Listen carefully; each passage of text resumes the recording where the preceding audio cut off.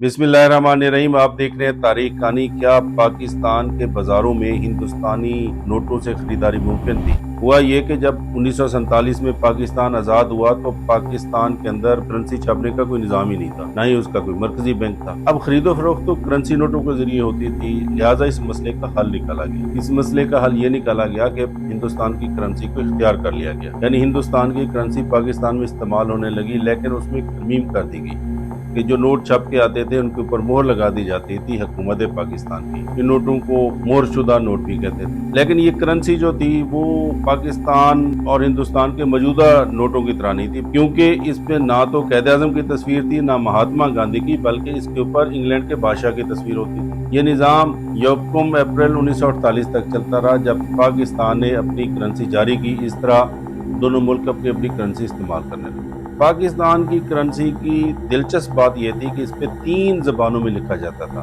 अंग्रेजी में, उर्दू में और बंगाली में। क्यों? क्योंकि बंगला भी उस वक्त एक कौमी जबान थी, लिहाजा तीनों कौमी जबानों में इसके ऊपर तहरीर किया जाता था। और इस तरह यकम अप्रैल 1948 को पाकिस्तान ने बाकायदा तौर पर अपनी करेंसी जारी की। Thank you very much.